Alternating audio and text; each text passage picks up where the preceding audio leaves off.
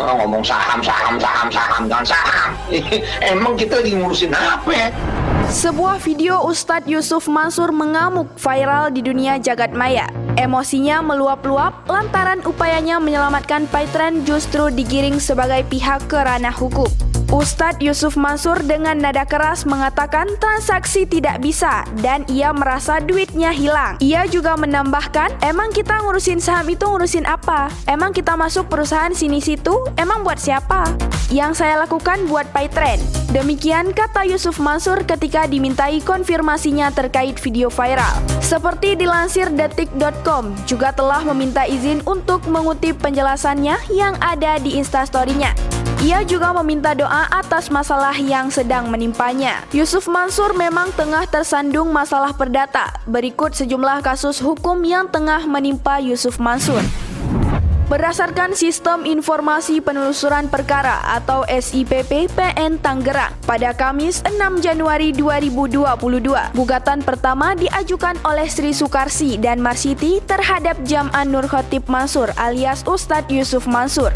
Dalam petitumnya, penggugat meminta hakim menyatakan Ustadz Yusuf Mansur telah melakukan perbuatan hukum, yaitu berupa pengumpulan dana yang tidak sah. Pengumpulan dana itu disebut melalui proyek program tabung tanah. Ustadz Yusuf Mansur digugat membayar total senilai 337,96 juta rupiah.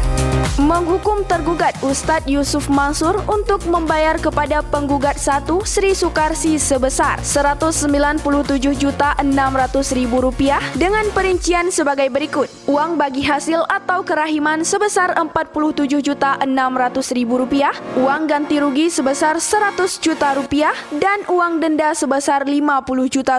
Demikian bunyi petitum yang dikutip dari SIPP PN Tangerang. Menghukum tergugat untuk membayar kepada penggugat 2 atau Marsiti sebesar Rp140.360.000 dengan perincian sebagai berikut. Uang hasil atau kerahiman sebesar Rp15.360.000, uang ganti rugi sebesar Rp75 juta, uang denda sebesar Rp50 juta.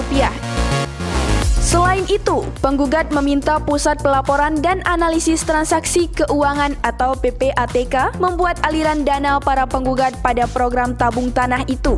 Lalu para penggugat juga meminta hakim untuk menghukum Ustadz Yusuf Mansur membayar uang paksa atau duang som sebesar Rp5 juta per hari kepada para penggugat sejak tanggal putusan ditetapkan. Dari jadwal di SIPP PN Tangerang, diketahui persidangan perkara ini telah berlangsung, tercatat pada Rabu 5 Januari 2022. Majelis Hakim telah memeriksa identitas kuasa dari para pihak dan menunjuk mediator untuk mediasi. Gugatan perkara kedua terkait perbuatan melawan hukum. Ada 3 nama penggugat, yaitu Surati, Yeni Rahmawati, dan Aida Alamsyah. Disebutkan dalam petitum bahwa gugatan itu terkait dengan program tabung tanah lagi. Mereka beranggapan program itu tidak sah dan bertentangan dengan Undang-Undang Nomor 10 Tahun 1998 tentang perubahan atas Undang-Undang Nomor 7 Tahun 1992 tentang perbankan. Dalam perkara ini, Ustadz Yusuf Mansur digugat membayar total Rp560.156.390 untuk 3 penggugat. Para penggugat juga meminta PPATK membuka aliran dana mereka pada program tabung tanah dan meminta Otoritas Jasa Keuangan atau OJK memeriksa aliran dana mereka yang dikuasai Ustadz Yusuf Mansur.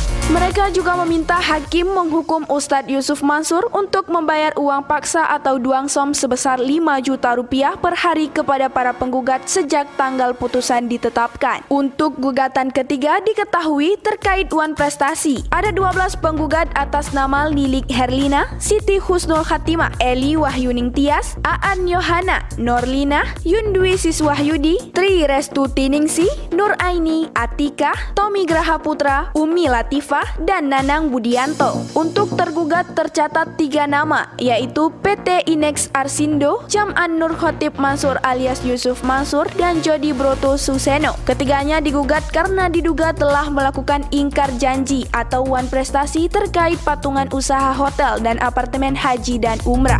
Para penggugat meminta ketiga tergugat termasuk Ustadz Yusuf Mansur membayar senilai total Rp785.360.000. Dicek dari jadwal di SIPPPN Tangerang, diketahui sidang pertama perkara ini berlangsung pada Kamis 6 Januari 2022. Bila dijumlahkan dari tiga perkara itu, setidaknya Ustadz Yusuf Mansur digugat membayar sebanyak Rp337.960.000 ditambah Rp560.156.390